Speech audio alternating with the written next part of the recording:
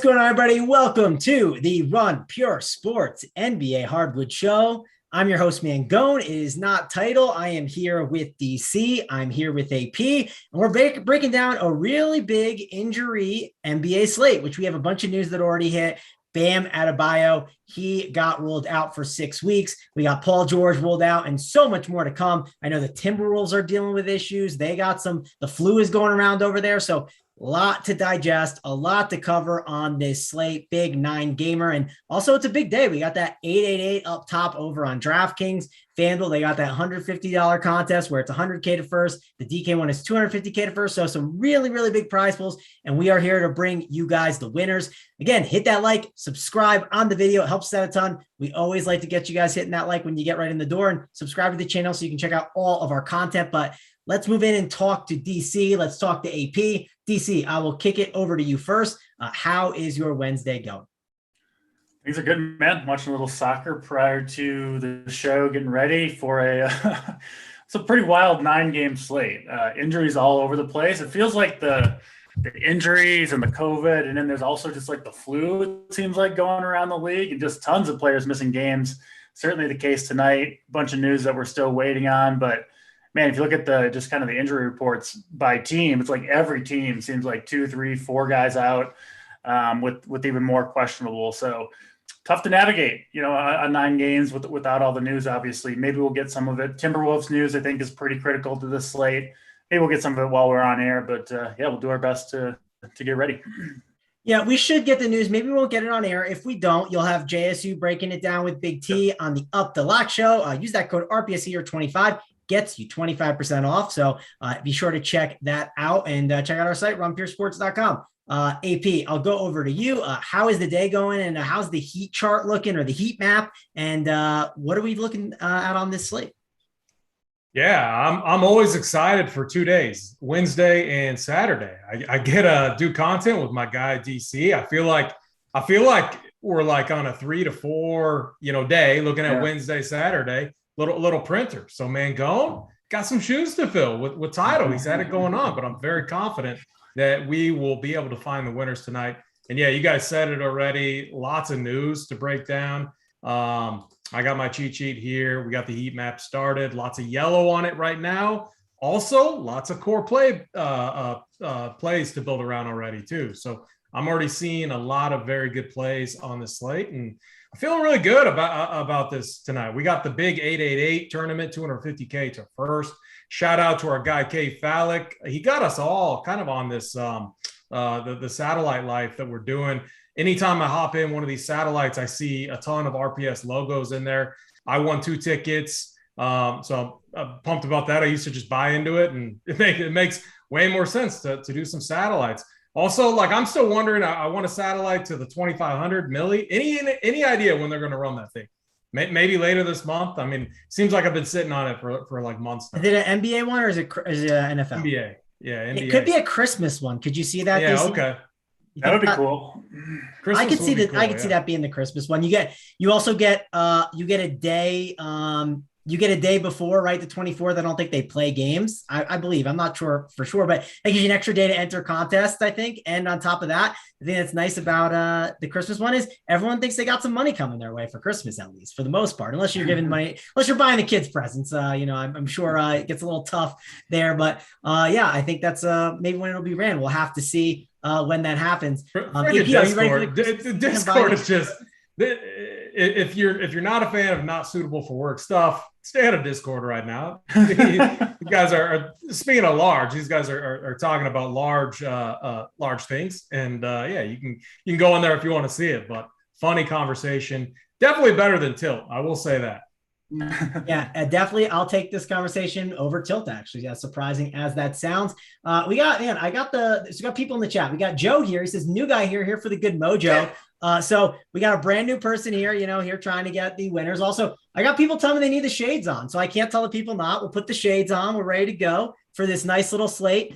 Before we dive in, though, we got to talk about the members that never win, right? And it's a running joke here at Run Pure Sports. Members win all the time. We had $1.2 million of wins this weekend. So we're going to go through a list of them right now. We got Gem C, 13, won 6K in NFL. Slick Derula, 6.5K in NFL. Shar 19, won 15K. Last Friday, I had a nice little one, 12K. Rubio with 15K. The triple overtime helped us out a lot, which is nice. Tambo got 2 King of the Beach tickets. So we are wishing him the best of luck. There were some other RPS logos that got in there. So congrats to those guys. And our boy JSU, $167,000 in NBA. Things are rolling over here at Run Pure Sports, and we're here bringing the winners. We're all coordinated too. It's Wednesdays, and we're wearing red. We're wearing the RPS colors, so we look like we're ready to roll here. AP, before we dive in, tell the people a little bit about some of the stuff we got at Run Pure and your Heat map, because we got a new guy in the chat, and maybe he wants to check that out and sign up. Yeah, I see you got the shades on. I'm going to go the other route. I'm going to get the nerd glasses on to make me look smart. What was your question? I am literally dying. I can't wear these. I'm literally dying. These guys in chat. The chat is amazing right now. What'd you ask? I was gonna say, talk about your heat map a little bit, because we got a new person in here, right? And maybe he's looking to sign up. And it's a great way that if you don't know the slate, to quickly look at it and just get a quick overview of what the slate looks like without having to read something, right? We do have options to read it as well. Some people don't want to read. Some people want content like podcasts or live shows, but this is a different way to do it. And I think it's very helpful. Yeah, I think so what it's really designed to do is, sometimes with our core plays, you'll see that we say we're fading all the 7 p.m. games. And, you might panic when that happens and not know where to go. Pull that chart up, fill in guys in the later games, and focus on the guys that I've tagged as core plays, and then adjust when the core plays get posted, or use it in coordination with something like the cash chart, something like the playbook, or even the core plays. So it's just a tool. It's obviously subjective to what I feel the slate kind of texture should look like. But I will say, usually the bright green plays are the ones I'm far overweight on. The elite GPP are plays that I think are going to be nice leverage plays to get a little bit different. So a nice little tool that we have over here at Run Pure Sports.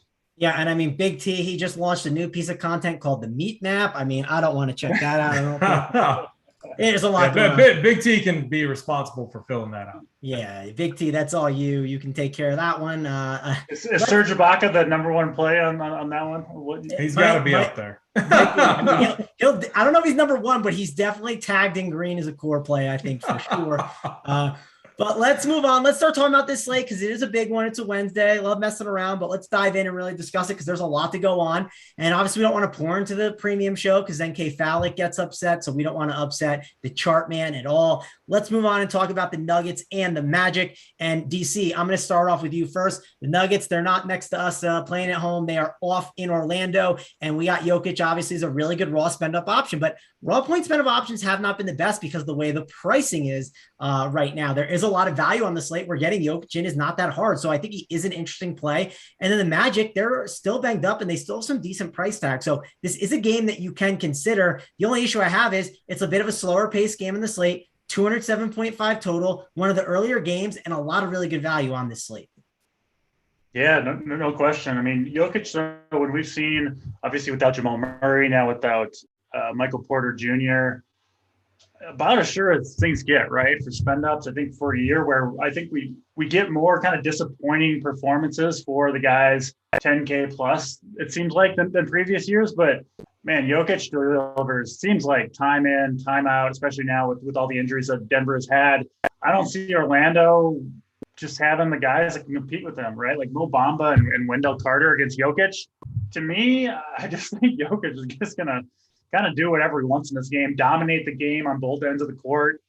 And yeah, if you're spending all the way up, I mean, 11.8, expensive price tag, but I fully expect 60 plus out of Jokic here. So it just kind of depends on what value opens up, where you want to spend. A lot of good plays tonight, of course, on a 9-game slate, but starting your lineup with Jokic, it's hard to go wrong. I mean, I just think he's going to have a massive game. So when he's in there for Denver, I don't often go to the other Denver pieces. I mean, it's just so much Jokic who does everything for this team. So he's the play on Denver for me. The Orlando side, I think a little bit interesting. They get Cole Anthony back here. They're still missing all their guards. Now Jalen Suggs also out. So we've seen it all year, but even more so, it's going to continue to be Cole Anthony with the ball constantly in his hands, creating for this team. I think he's a little bit interesting. So give me the 2 stars here, Jokic, and then I guess Anthony's a star for the Magic. But other than that, I don't have a whole ton here.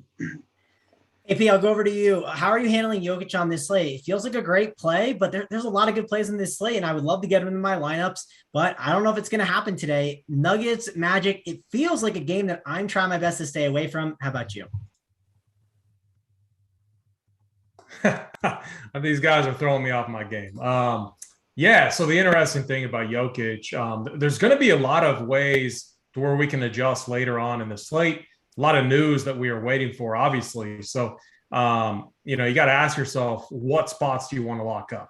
I'm fine locking up the Jokic spot at center. So just looking at like every player available, Jokic right now averages far more fantasy points per minute. And the sample size is large. We're talking well over like 350 minutes in the given situation. 1.93 fantasy points per minute, higher than Giannis, higher than Curry, higher than all these guys. I mean, it's just he's an absolute beast right now. He's the top play.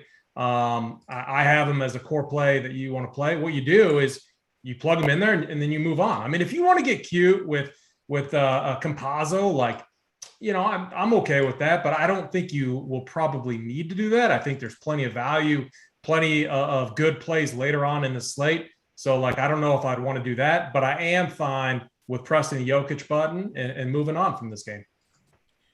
I think that makes a ton of sense. Man, the chat is killing me. One of the comments in the chat was, I signed up for DFS advice and all I got was a GIF of Guy and, a lot of interesting stuff being talked about in the Discord chat. So I won't go any further. Discord's on fire. The entertainment value is great, but there's also good content as well, which we'll be answering all your questions leading up to locking the live show chat with JSU and Big T as well. Man, it is a good time over here. It's a lot of fun. Let's move on to the next game, though, because it's a good one to talk about. We got the Hawks and the Pacers, and we are waiting on news with Miles Turner. That is going to be very, very key here in this spot. Also, Cam Reddish could be out. If Cam Reddish is out, big bump for Kevin Huerter. Helps a lot of these guys, and I think this is going to be a game that people want to load up on. It's a 7:00 game, early one to kind of lock in on. DC, how are you handling the Pacers and the Hawks in this spot? Yeah, it kind of all depends on the news. We're going to say that a lot, but with the Pacers, I mean, if Turner's out, listen, I think, was that the first game Turner missed all year? Last game, maybe. I can't really remember him missing many, if any at all. Sabonis had 25 rebounds, right? Like, talk about somewhat of a direct correlation there. I mean, he's a really good rebounder, averaging 12 a game. Turner misses one game. Dude puts up 25 boards, 10 assists, big triple-double. So, yeah, if Turner misses, listen, Atlanta plays 2 bigs, right? Capella, Collins share the court a ton. One of the 2 is on the court at all times. They're going to need Sabonis' size, all they can give him. And I think you could see him approach 40 minutes, perhaps, if Turner misses. So I love Sabonis. Again, a lot of good plays. Obviously, talked about Jokic, Jokic versus Sabonis in that first game of the night. If Turner misses, I think is interesting. In terms of point per dollar wise. So Sabonis, the guy that I'm looking at from Indiana, if Turner is out. Atlanta side, I mean, good matchup, right? Like, Indiana's a team to target, but especially if Turner's out. But I don't really know where to go for sure, just given that they are, for the most part, fairly healthy, obviously depending on if Reddish plays. So I don't have a ton from Atlanta here. And then Sabonis, if Turner's out, I think is a really, really strong play. Yeah, definitely going to be a really, really good game to go to. AP, I'll shift over to you. Sabonis, obviously, I mean, you take Miles Turner out of the mix. I mean, that's all the rebounds, all the usage down low. And it does feel like Miles Turner has really hurt him a ton. I don't know the exact usage numbers, but it definitely would help Sabonis a big amount. It'd be massive for him. I think LeVert, Duarte, Brogdon, all interesting options that you can go to. The Hawks have been a really good team, though, all year. And I know they're a little bit thin, but I'm surprised to see them as underdogs, too, in this spot. So Vegas thinks this game is going to stay close. AP, how do you think this game is going to go? Did you say Sabonis? Yeah. Sabonis? Yeah, sorry, Sabonis. I thought he said Sabonis. Oh, man. Chad, I got to put Discord away. It's just, I had to click out. It's just too much. Yeah, so Sabonis obviously had a monster game. I do think part of that is kind of indicative to just these bigs crushing the Wolves right now. So, like, I think what you got to do is pare that back a little bit. Capella down in the paint, very strong defender. John Collins adds a lot of length and size too. And yeah, so I think it's going to be a much tougher matchup for Sabonis down in the paint. If Turner's out, I think he's fine. I think I would have far more interest in Brogdon. 7.7, he gets the best matchup here against Trae Young or whoever they throw at him. Point guards have been the one position doing very well against this Hawks team.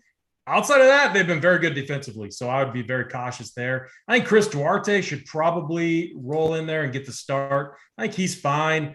I think in tournaments, if you want to get different, TJ McConnell, key six-man off the bench, at times playing starter-type minutes. We saw it last game against the Wolves. He didn't get it done, but it was a tougher matchup.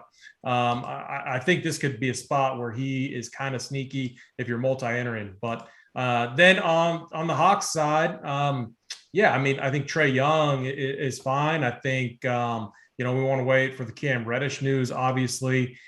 Clint Capella has just been an absolute beast. I have no problem there. But it looks like this is another slate where center is absolutely stacked. And I prefer Jokic. And so it's really just going to depend here. So for me, I don't feel I need to lock in anyone from this game, but I do have interest in Brogdon. Maybe Chris Duarte if he gets the start. Karis LeVert too. I think he's going to be kind of. I mean, I'm curious. I ran a few just based off average projections or around the industry, a few builds, and Karis LeVert was kind of popping in there. So he feels like a play the optimizers are going to want to force into lineups. Yeah, I assume he'll be on some lineups. I mean, he was on it the other day, and he really busted for that slate, right? There was a lot of guys that went off, and he was one of those guys that if you played him in your lineup, it really kind of hurt you. And not that he had a terrible game, but it just wasn't enough based on some of the other scores in the slate. So I do think you're going to see some people disappointed in him and not go back to the well. And if they're comparing a couple options, they might not click on his name. They might say, oh, that has Karis LeVert. He disappointed me last time. I see you shaking your head, and I think that Karis LeVert is a good, as the people say, flop lag spot, as they like to say on Twitter. Yeah, I mean, it's been a while since he's put up a really big game, right? At 5,400, 7 or 8 games in a row, he's kind of let you down at that salary. He did have 130-pointer in there. But yeah, matchup is good. If Turner's out, that obviously opens up some more opportunity. And I think he just is a high upside player, even if he hasn't shown it, I think, still at 5,400. So I don't mind it, but, just so many good plays tonight. And I'm hesitant to lock up too many spots early. Like Jokic, I'm good with. Sabonis, I like him a little bit more, I think, than AP does. But kind of these middling, these 5 to 7K guys, a little hesitant to plug them in with, so much news to come later on in the day. Yep, tons of news to come. Also, there's tons of injuries that we've already gotten news on. And we would like starting lineups. We feel confident in who's going to be in there, but also it's kind of nice to just sit back, relax, and kind of fill out your lineup later on. I think it's not a bad night for it, but it depends how the news hits. That's going to be super important, going to be very valuable. Another reason getting that is Discord chat. Again, RPS here 25 gets you 25% off. And again, like and subscribe. We always appreciate that. We want to give you those plays of the day. And, we don't have Hoop here to pull the plug, but me and DC are here. We're happy to pull the plug, right, DC? Absolutely. Yeah, someone's got to be out here and be like, the bad cop. We got Big T in the chat being the good cop, just talking about the meat map. So someone's got to be a little disciplined around here. So let's move over to the Timberwolves. Let's move over to the Wizards. And we got Bradley Beal as a pay-up option that not one person's going to talk about against a Timberwolves team that they're a little banged up and their defense could be lacking tonight. And they like to play at a fast pace.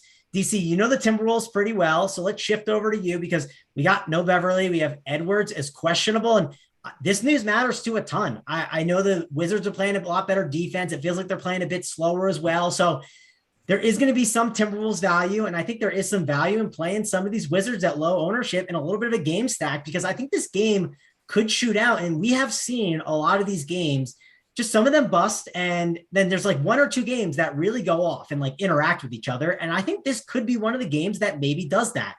What do you think about this one? And how are you handling the Timberwolves and the Wizards? Yeah, so much dependent, I think, on the Anthony Edwards news. Again, this would be the first game I believe that he's missed the entire year. And if he's out, the Timberwolves are one of those teams that has kind of like a true big three, right? That kind of share the usage and do most of the fantasy damage. Obviously, that's D'Angelo Russell, point guard, and then you've got Edwards and Towns. And you take one of those three guys out there, and especially Edwards, I think, and it's going to be a lot of D'Angelo Russell, Karl Anthony Towns, pick and roll if that's the case. You also have other guys missing for Minnesota, as you mentioned. Patrick Beverley is already a boost to a guy like D'Angelo Russell. Obviously, would share the ball with Beverley to some extent. Jaden McDaniels, maybe Jared Vanderbilt. Vanderbilt's been playing, 25, 30 minutes every night for this team. So, yeah, if Edwards is out, I know D'Angelo Russell looks like he's priced up a little bit, 8,400, but he's been playing really well, especially offensively, obviously. And I think him and Towns would potentially both have very, very strong games here. So I would like both those guys a lot. I would be careful with the Minnesota value. I mean, part of the reason I like Russell and Towns so much, if this situation comes to pass with Edwards out, is because the Minnesota value. I mean, these guys are really, really low usage guys. Like Josh Okogie never shoots the ball. Taurean Prince, I think he's kind of on his last legs, doesn't do a whole lot. And so that, who's ever playing the 2 through 4, I mean, even a guy like Malik Beasley, I think would be interesting, but he's just primarily a spot up shooter. So I think pretty much everything would run through Russell and Towns. And I love that combination. If Edwards does sit, if Edwards plays, I don't really love this game in general. Of course, you can go to Bradley Beal to spend up, but that's going to be hard for me to do with some of the, I think, better plays, guys like Jokic on the slate. So really, really dependent on Edwards news. But if Edwards does indeed sit, yeah, give me Russell and Towns. I think they'll both have huge games here. All right, AP, I'll ask you this. Do you want to continue to talk about this game, break it down, or do you want to just wait for the news to come? Because we could get some kind of update in about 23 minutes. What's your thoughts on that, or do you want to break it down? Yeah, I want to, make one comment. So this Wizards team is not at all the Wizards team of old. I watched the game against the Spurs the other night, and I'm telling you, like Spencer Dinwiddie is content with just walking the ball up, really slowing the pace down and playing half-court basketball.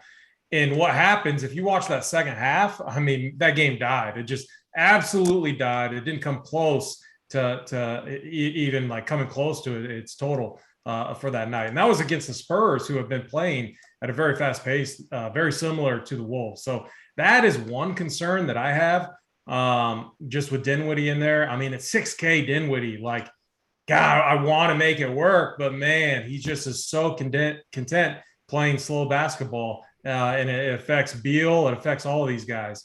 I am interested because these bigs have been crushing the Wolves. It's the one weak spot in their defense, and it's just they get a lot of boards, they get a lot of easy putbacks and blocks. And you got Daniel Gafford and Montrezl Harrell splitting minutes, which is a huge concern. But man, this is like a matchup where one of these guys could put up a big number. I don't think I'm going to go ahead.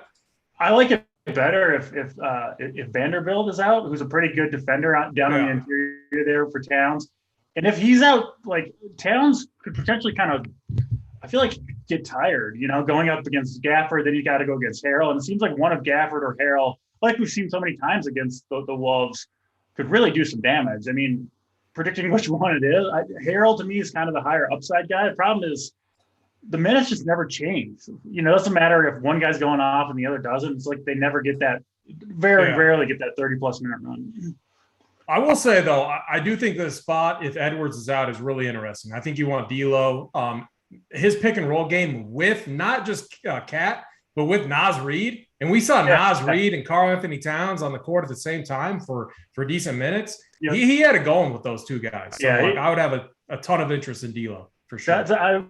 I like the point you brought up about kind of the Wizards slowing the pace down, but I'm, I guess, a little bit less worried about that for specifically D'Lo and Towns, because you slow the pace down against them, they're just going to run the pick and roll every possession they get anyway. It's not like D'Lo and Towns are getting out on the break that often anyway. So I think a half-court game would suit them fairly well. Obviously, more possessions the better, but I wouldn't be too worried about it for those two guys. Yeah, my last comment is guards have been smashing against the Wizards right now. They started out pretty good defensively, but it's really starting to to be a leak for them, especially. I mean, look what Derek White did against them. Look what Lou Dort did against them. Hart, Rozier. I mean, all these guys absolutely smashed. So if Edwards is out, we want D'Lo. And then it's the one game where you could correlate. You could correlate him with Towns or Naz Reid, in my opinion. Sure. Yeah, another thing to mention too, if you have Edwards out, like losing Edwards and Patrick Beverley, like that's just a lot of guys to lose. And like D'Angelo Russell has been a way better defender right now. And they don't have McDaniels. Vanderbilt, I know he was a surprise scratch yesterday. So if he randomly doesn't play again, like the issue I have here with D-Russ is we might see his old defense come back into play, right? I mean, he's been great defensively, but he could really turn back to his old self, I think, here tonight. And this could be a really good game stack spot that people just aren't on the Wizards side and will be on some of those Timberwolves. And I think you could definitely take advantage of that as a really interesting spot. So let's move on though and talk about the Cavaliers and the Heat, because this is one of the bigger games of the day because Bam Adebayo, he got ruled out for 6 weeks. That's massive news. Jimmy Butler at 9.3K, one of the better studs to spend up on. You obviously have to like Lowry here at 7.6. Dwayne Dedmon is one of the best values in the slate. And when you plug him in the center spot, well, now I only have one more spot for a center, which caused some issues on this slate for sure. So DC, I'll go over to you. We got the Cavs and we got the Heat. Really good game here. How are you handling it? Yeah, I mean, you got to look to Dedmon for value here. Should play, I think, pretty big minutes. I think they'll need his size out there, obviously, with Adebayo out 3,100 to me. You know, assuming he's in there. I guess questionable play, but I assume he's going to be in there. Yeah, you got to take a hard look at him at 3,100. Jimmy Butler news is big. You know, questionable to play. Again, I kind of think he'll end up going, but we don't know that for sure. If he's out, you can look at, obviously, Kyle Lowry would become a good play. Tyler Hero, he's probable to play if he's in there with Butler out. He would be an awesome play at 7,200, especially with Bam out as well. So, yeah, it kind of depends on the Butler news, I guess. So we'll see, you know, which direction that goes. But, yeah, overall, I think a game we got to keep an eye on at least. Yep, definitely a game to keep an eye on. AP, I'll go over to you. How much exposure you get into this one? 7:30 lock. Obviously, there's some good value later on, but it's definitely one that we can't ignore. Yeah, I think, you know, Bam obviously impacts them pretty significantly. We've seen them go small quite often, like even in these scenarios. Like Dedmon obviously is going to be one of the better values on the slate for sure. He's held his own defensively. Like what I was looking at was, okay, no Bam in there. Let's look at Jarrett Allen. Let's look at Mobley. They still held their own with PJ Tucker and Dedmon. So like, despite like Bam, very good, very athletic, good defender, Dedmon gets in there and the guy's all over, and it shows because he often gets into foul trouble, which could be a concern tonight. You know, if people play him, I'm sure they will. And the thing I envision happening is pulling up Discord and him having, you know, 2 fouls and you know, in a minute and a half or something, and people tilting or whatever. But he's going to be a good play. Tyler Hero, a phenomenal play too. I think it opens up a lot of usage for him, especially if Jimmy Butler sits. But I kind of think, and I don't think we have news yet, but I kind of think he plays. Well, I mean, he was in a spot like this before, and then when he came back, he was like good to go, and he absolutely crushed. So what I'm waiting for is if Jimmy Butler plays, I want a ton of exposure to him because we've seen it now a few times. I swear he came back. I think it was against the Pelicans, and he put up 64 DraftKings points and just absolutely smashed. We know he's a guy that likes to take over when Bam isn't in there. And then the other guy I would be looking at is Tyler Hero. All right, DC, anything else to talk about here with the Cavs and the Heat? I mean, obviously, it's a good game. I want to play some guys here, and I want to load up on it. But how do you value this value versus the one later on? Because there's a lot to talk about. Like, we'll get to that Kings-Clippers game. Clearly, there's a lot to love there. Yeah. You know, you can obviously make an argument for the Rockets and the Thunder. We've really been loading up on them. They played a game recently. That was a pretty good one. There's just a lot of other opportunities here that we can take advantage of. So how do you compare this value versus some later? Yeah, I mean, if Jimmy's in, I'm just kind of going to be off this game. You know, maybe you want to play Jimmy himself. You could see that. But, yeah, mostly I think probably fading this game because I do kind of expect him to play at that point. I just think there's better places to go. The later value is typically it seems like lower owned or just better value in general, especially, you know, when we don't have the specific news that you're waiting for. So, I'm hesitant to load up on this game. If Jimmy's out, you want to do it. I understand it, but could see a lower scoring game here, to be honest. All right, next game on the docket, we got the Sixers. We have the Boston Celtics, and this is definitely not one I'm looking to play too much of. Like, if you could find a game that, like, yeah, it'd be fun to watch as, like, just a basketball fan, sure, this would be one I would enjoy. But for DFS, I don't know. I mean, yes, Joel Embiid can break a slate. I think he's a spend up that you could go to, but I don't think it's the right option today. I think you just fade him. I don't want to play him. All these Sixers are priced up for when Embiid was out. And then you got the Celtics, and again, they have really high price tags, similar to the Sixers, for when other guys were out and they're starting to get a little bit healthier. So I think I'm out on this game. AP, how about you? Yeah, kind of a rule that I've had, all season now is to attack Philly with opposing guards, and they've absolutely crushed. Just go back and look. I mean, Suggs had a good game. D'Lo. I mean, Kerr.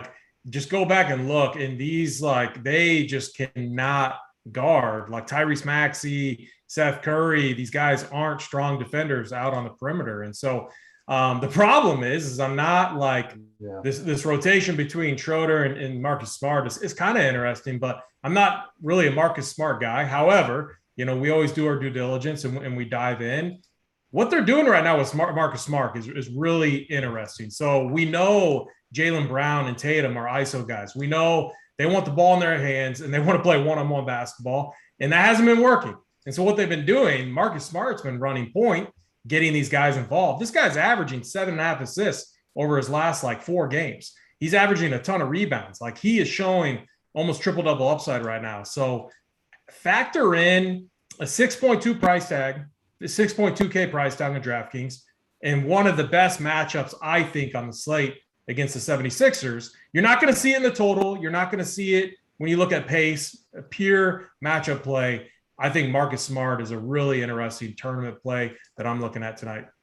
Yeah, I've heard some chatter about Marcus Smart today. I don't know what to do with it. I think it's tough, but I understand. He's like that 2% guy, 1% that you can just plug into your lineup and no one's going to be on. And then from there, you can fill out some really good plays and don't have to worry too much. DC, what about you? What are you doing with someone like Marcus Smart and some of these other Celtics and Sixers here? Yeah, people that watch my shows a lot know I kind of like to look at some of the data when there's a change like that. I had overlooked it with Marcus Smart. He wasn't really on my radar. But the things AP said, them changing up the offense, look at what Smart's done. I mean, it's the playmaking, right, that I think has really changed these last 3, 4, 5 games. And a lot of the kind of the advanced metrics back it up. I mean, he's 10th in the league in potential assists over that time frame as well. Averaging 13 drives per game to the hoop over the last 3 games, which is a really high number. Obviously, he can contribute defensively. The matchup is prime, like AP said, against those Philly guards. So, yeah, role change that I'd kind of overlooked, it seems like. And, maybe he's going to continue. So 6,200 is a lot for Marcus Smart. But if he is in this different role, it seems like he is. He's been paying it off. I assume he'll be pretty low owned and matchup is good. So I've got some interest there. It's roster spots are hard to come by, especially in that price range. But I don't think he should be overlooked. I think he clearly has some big upside given the way they've been using him recently. Yep, agree with you there. He definitely has some upside. The more that you guys talk about it, I'm kind of a little interested as maybe a contrarian pivot. We'll have to see. I think you guys have talked me into it a little bit. We'll have to see if it's an AP's core. I'm sure it's on the heat map, so be sure to check that out. Again, RPS Heater 25. You get you 25% off. And also, Hoop has apparently promised us, AP, have you heard this? Hoop said by next Wednesday, he said there's going to be an announcement happening. He did the promise before. Can you confirm? Because he feels really confident in this one. Yeah, I feel much better about it this time. I remember sending a message. I'm like, what are you talking about? And we definitely weren't ready at that time. And he was excited, and everyone else should be excited too. I think it's going to be a really good thing to help everyone out. All right. Well, we will definitely be talking about it for sure coming up by Wednesday. At least that's what AP says. Hoop says it. So we'll have to see. Be sure to be tuning into the shows, and you can make sure to tune in by hitting subscribe to the channel. That way you get, notified when we go live, and hit the like again. We love to see it. Let's talk about the Hornets though. Let's talk about the Bucks because man, we love to target the Hornets. Targeting the Hornets has been just free money. It's just been the best. And we get the Bucks here. We got Giannis, who's 12.1K, really expensive tag. We got other options here that you can consider. It's really tough though. I mean, because if you think the Hornets stay in this game, and the Hornets are also pretty shorthanded, when you look at this bench, it's Kelly Oubre, it's Jalen McDaniels, Cody Martin, Nick Richards, Ish Smith. I mean, there's no one there, and they're playing tight rotations because of it. It's kind of like they're playing an 8-man rotation right now because of the situation they're in. Also, the Bucks, they're willing to play small ball with you, and the Hornets are okay to play small ball and try and stretch out the floor as best as possible. So this is a really interesting game to digest because I like some of these Hornets. And if I like some of the Hornets, you have to like some of the Bucks, it feels like, as running backs. The only problem is there's just so much value on the slate. I don't know how to handle the situation that much, DC. Can you break it down for me? Because I think it's one that you just can't ignore. You have to at least talk about it and look into it. You just can't exit out. Yeah, I don't like Charlotte's chances in this game, honestly. Going into Milwaukee, who's playing phenomenal basketball right now, best basketball, I think, out of anyone outside of Phoenix. And Milwaukee loves to run. Giannis has by far the most transition points of any player in the league. Charlotte going to get up and down the court, but, missing their center. They're playing PJ Washington at the 5.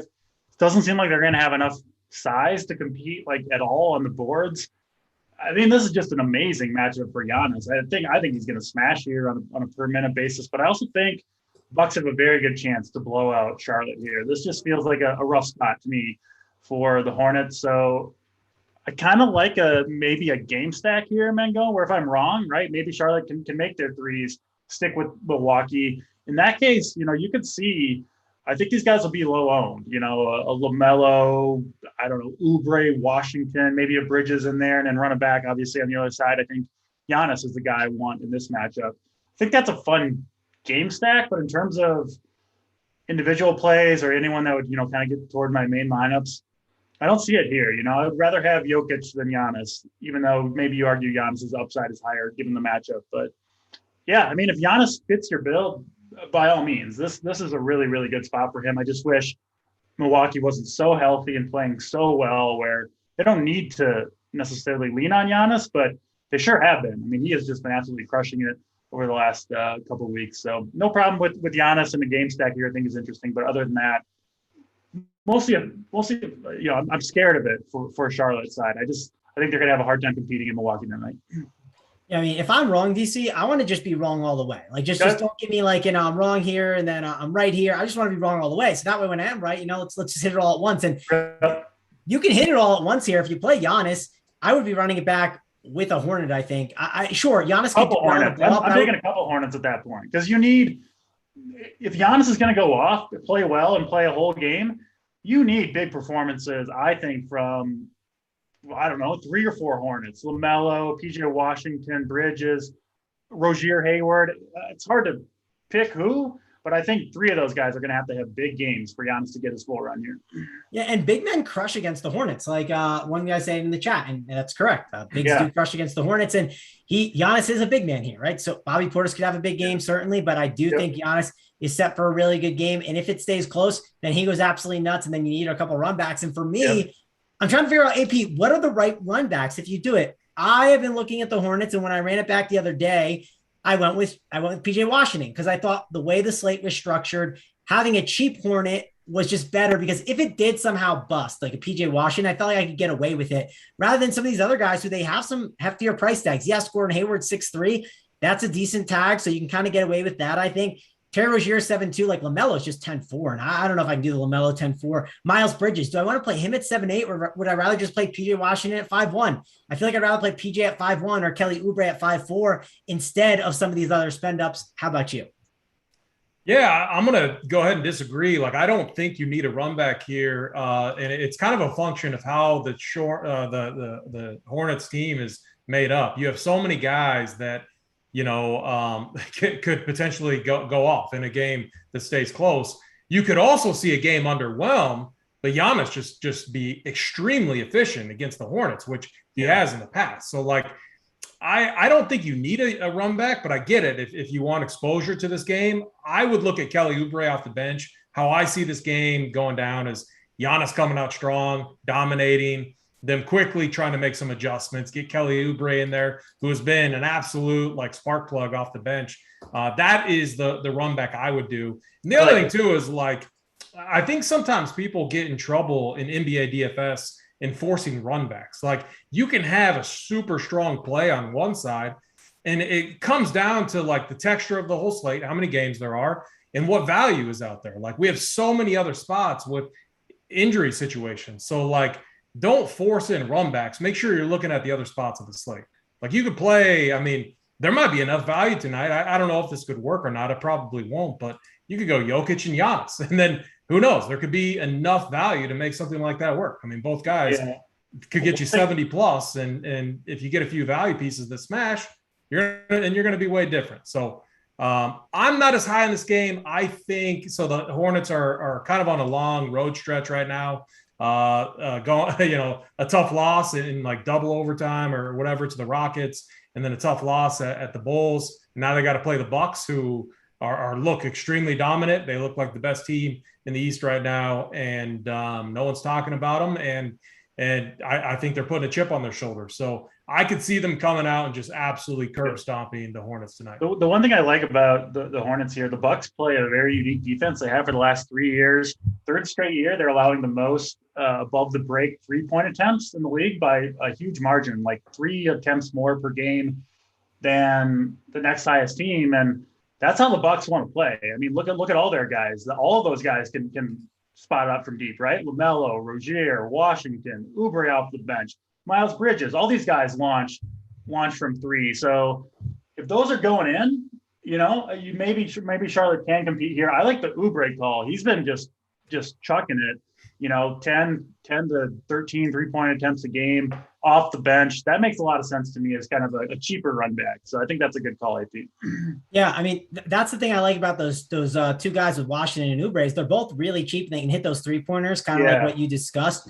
And I think it's a good option. I also don't think I agree with AP. Like, you don't have to force it because based on the context of the slate, like there's just some really elite value on the slate. This isn't your normal NBA slate. So that is worth mentioning for sure.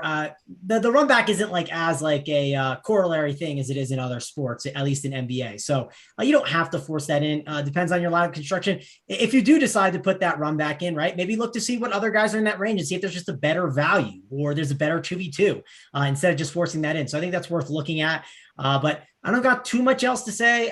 We do have the Discord chat is quieted down a little bit. The meat map, I think, is on hold in the Discord chat, but they're talking about some of the content. And someone says, I didn't even know about the Showdown content for like months. So if you're a Run Pure Sports member, maybe you don't know this, like there is Showdown content here. We had NBA Showdown, NFL Showdown, and it comes with it. So if you do sign up, again, RPS Eater 25% off your first payment. And then you can also get the Showdown content included with that. So be sure to check that out. We got all the stuff you need. If you're a sports guy, it's in the name, Run Pure Sports. This is the place to be.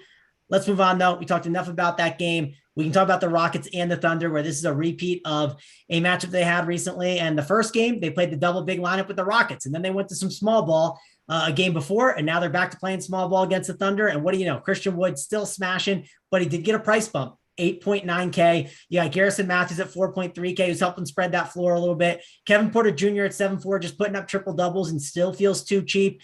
Jae'Sean Tate at 5.4 feels like a great option. And it feels like this Houston Rockets team, a little bit more of a tighter rotation. And I believe DJ Augustine still should be out here, which I think that's a little underrated because I know I think it was COVID protocol stuff. Maybe he somehow is back and I'm missing that. But either way, this Rockets team is one that we cannot ignore, even though the prices have gone up. I think it's worth looking at. And then we got to talk about the injury news on the Thunder side because you lose Josh Giddey. What does that do? It puts Trey Mann into the lineup for cheap. Lou Dort definitely, I think, gets a really nice boost for usage here. I think it's him and SGA as the top 2 usage guys. Then I think Darius Baisley falls behind as a really good option that I don't want to overlook at 4.8K. So DC, I'll go to you first. We saw this game recently. How do you think it plays out?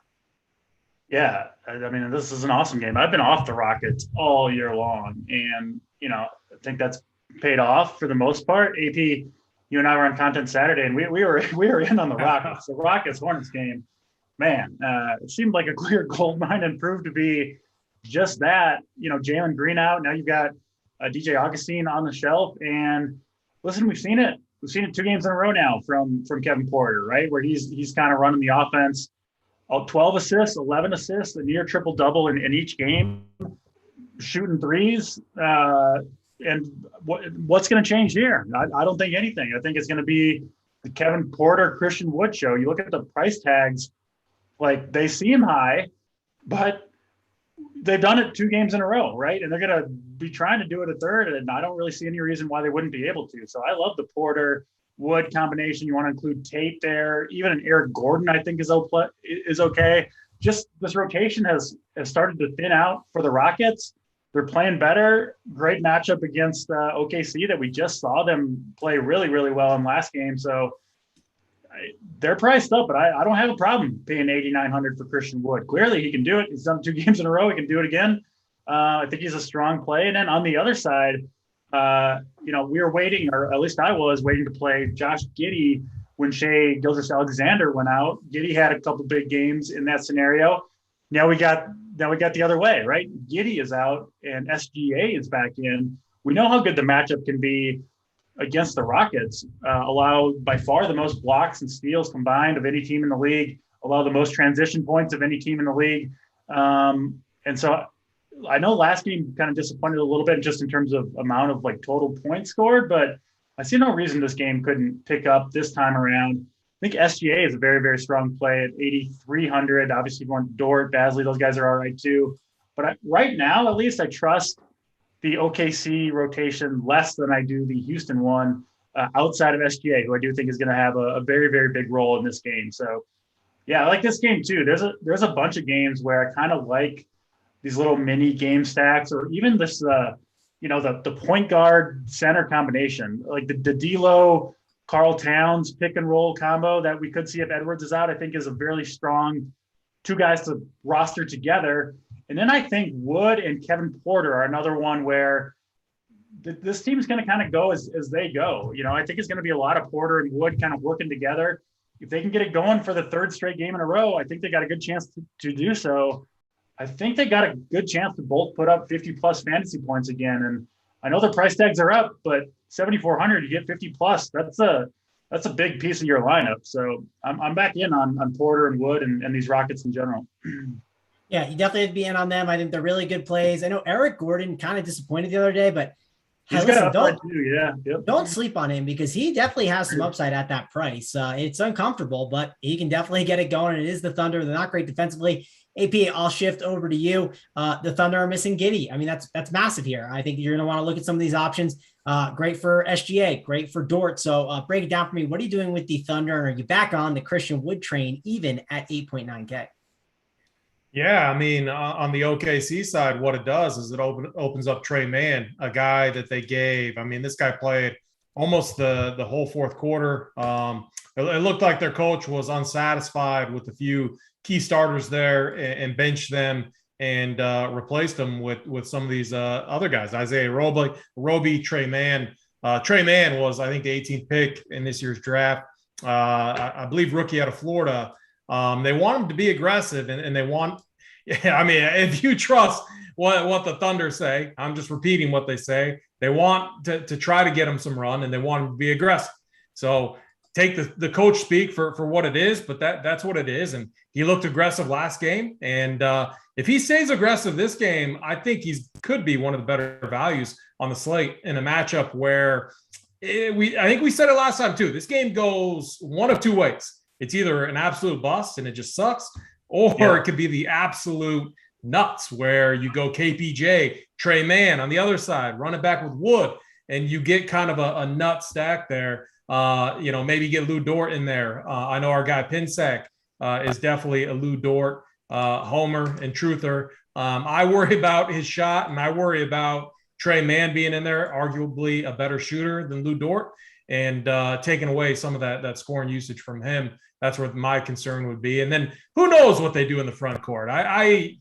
They gave Roby minutes. I don't know if it was just to get size out there and someone a little bit more mobile to kind of track down Christian Wood. It's not going to work. It's not going to work tonight either. The one thing to consider, so Wood has put up 60, then a 31 piece, and then a 60 piece.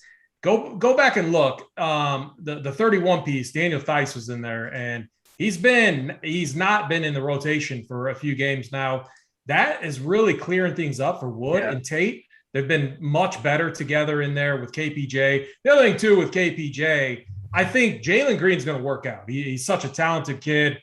I just think when I watch them play, KPJ wants the ball in his hand while Jalen Green they're kind of awkward right now. They'll figure it out, but I think this team is jiving much better with one of them out, and you give the ball to KPJ to run the offense. And so I don't see how the Rockets are dogs here. I think they're going to win this game again. Yeah. And I like the 2.5 points that you're getting. Me too. Yep.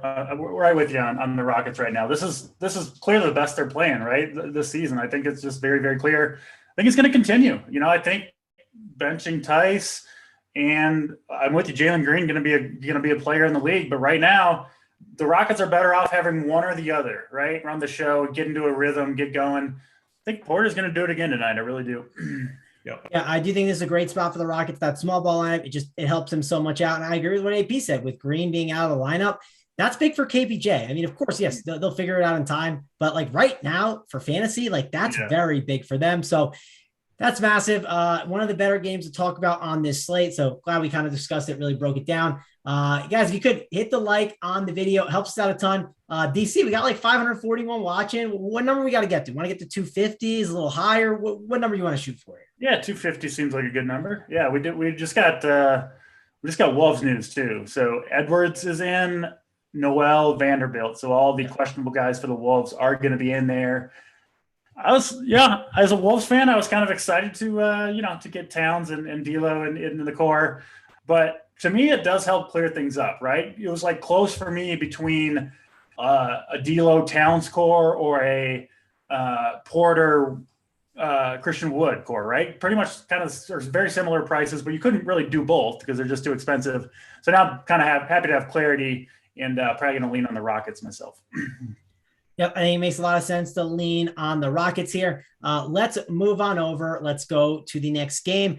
And we got 2 more left. We got the Mavericks and the Pelicans here. And I don't know if you guys heard, they're calling Jonas Valanciunas. They're calling him Dirk, basically, the way he was shooting the other day. I mean, he was absolutely lights out, shooting it like Curry, but I don't think it's going to continue here again. Sure, he could have a good game, but I don't think I want to pay for him with center being so loaded. I do think this helps this Pelicans team. I kind of think they win this game. The reason why I kind of think they win this game, well, Herb Jones is a big addition for them because they need that defensively. They got Nickeil Alexander-Walker out of the lineup. They just have too many usage guys next to each other, and that just helps bolster their bench a little bit. And I think this is a pretty good spot for them to win this game. I kind of liked them last game. I think that they're great for the win, but I don't know about for DFS. That's where I'm really going back and forth on. I mean, Brandon Ingram, 7'5", he's definitely someone who's been popping a bunch, and you can make arguments for him, but I just don't know if he can get it done there. I think Devontae Graham at 4'6" has a lot of upside at that price and can have a good game. And then on the opposite side, you can make arguments for Luka. I mean, really good option. DC, I'll go over to you. What do you want to do here with Luka? What do you want to do here with Porzingis and the Pelicans?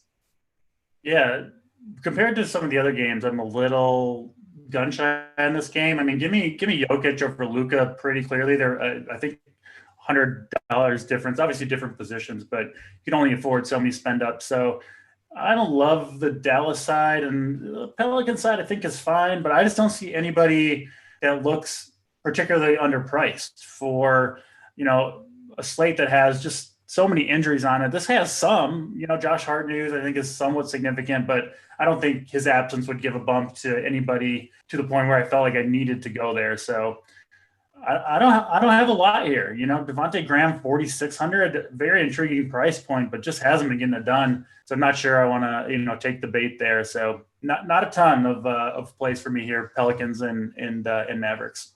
If a Josh Hart missed, I wouldn't overreact because you probably get a Garrett Temple that slides in the lineup, but that could definitely help some of the usages of like Ingram, Valanciunas, a Graham. A little bit, yeah. Yeah, I mean, but it's not something I'm prioritizing, right? There's just better value on this slate. Yeah. AP, what are you doing with this game? Because it's not the best game on the slate. Of course, it could get there, but you just can't play everyone. It feels like a game maybe we're a little bit underweight on. How about you?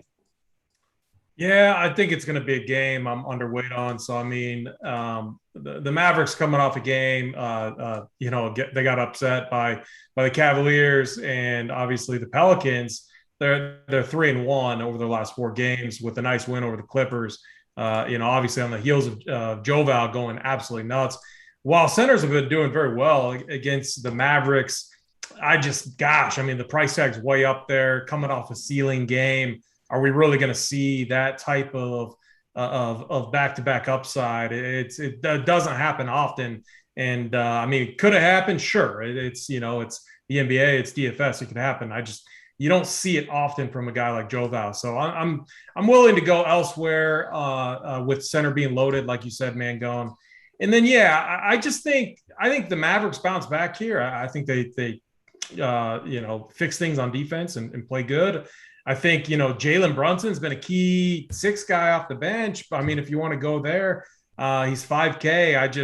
I don't know. I would rather underproject a lot of these guys, especially like Devontae Graham, rock chalk guy. I'm a KU fan, but I think this guy's not, I don't know. I think he's kind of awkward on this team. And, 4-6, I think is kind of a trappy price tag for a starting point guard like him. I just think he fails and doesn't get you in their tournament wise relative to what his ownership could be tonight.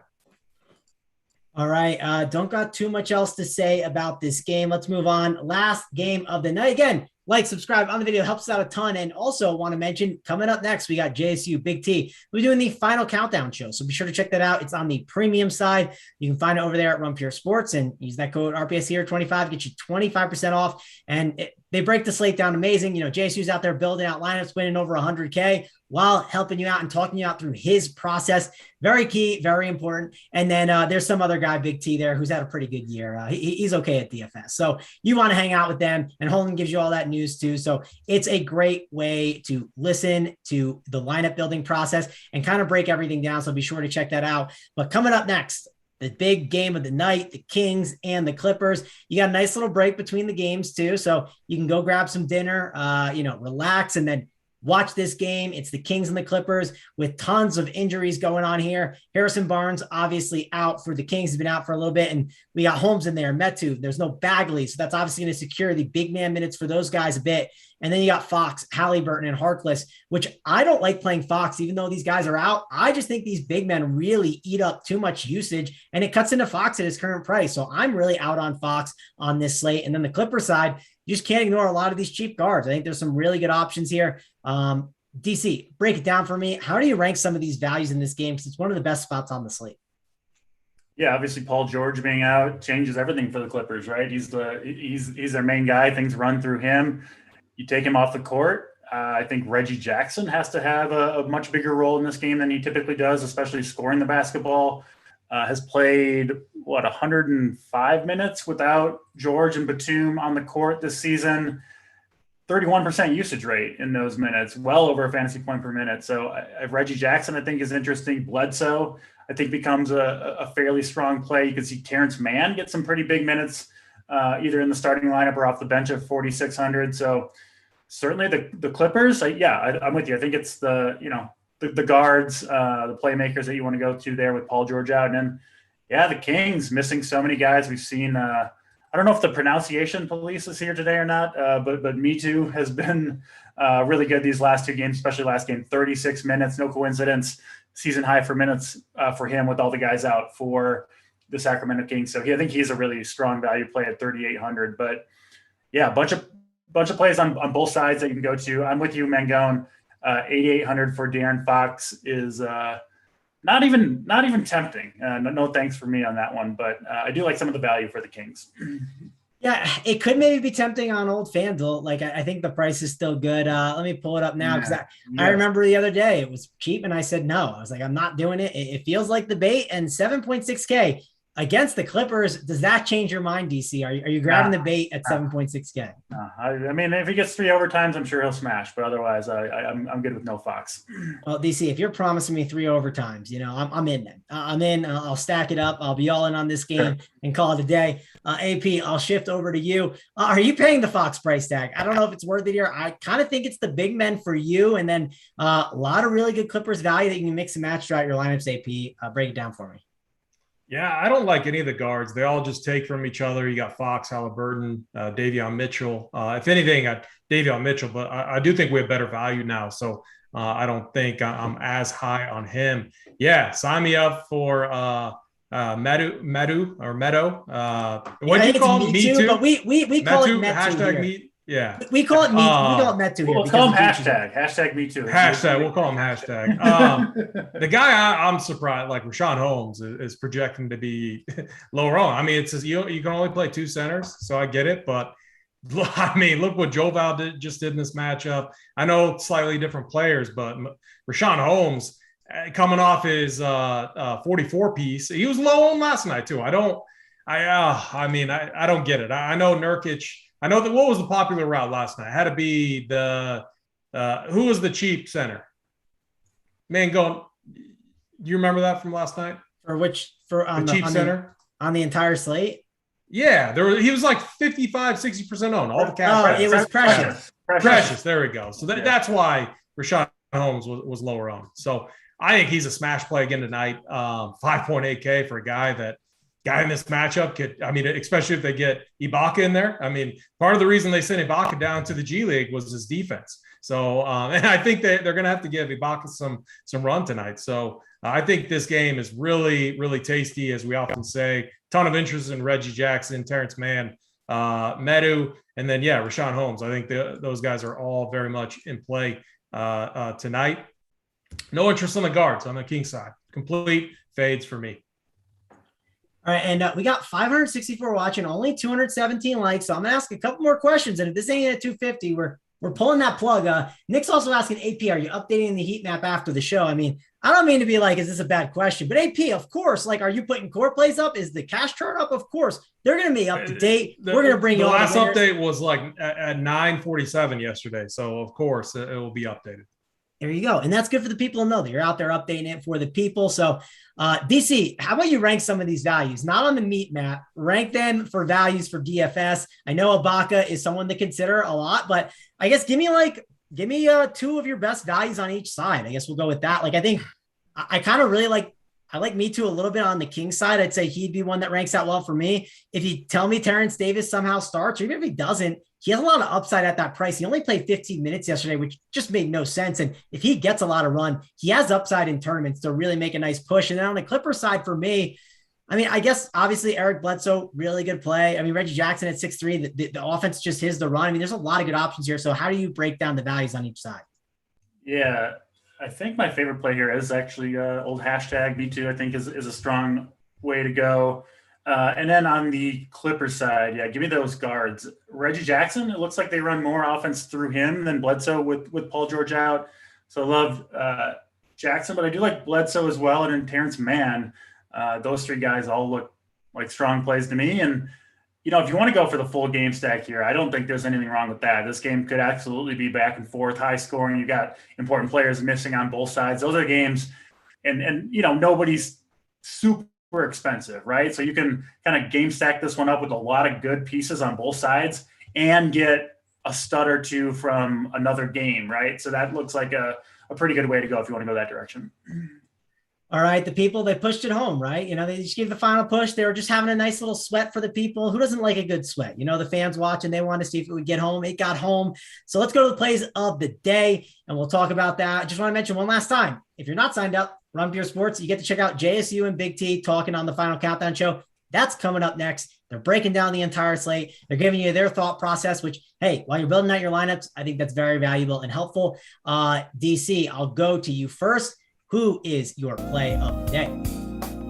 We got the top scoring player on this slate going to be Shai Gilgeous-Alexander. Disappointing fantasy player this season. I think a lot of that has to do with how well Giddey has played, with how much Giddey has contributed to the offense. And I don't see much there for OKC that's going to, take the ball out of SGA's hands. I think he's going to be attacking all game long in a up and down game against Houston. Love that game stack. But Shai Gilgeous-Alexander going to put up a monster game tonight. Play of the day. Mom's basement play of the day. All right, there we go. We also got, it's funny. So this segues into my play of the day. I was looking at him before, and the news came out. Cam Reddish got ruled out, and I love Kevin Huerter here in this spot, and I don't think he's going to become chalky or anything like that because it's a massive slate. There's just so many good plays everywhere. I'm not really worried about ownership too much on this slate, so absolutely love Kevin Huerter here in this spot. Thinks he gets it going. I think he gets it going against the Pacers.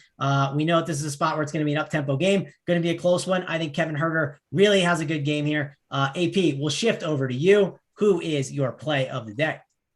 Yeah, I mean, did you guys see that news? Jimmy Butler got ruled out, so that's something we can go back and address. Interesting situation. That's very big news.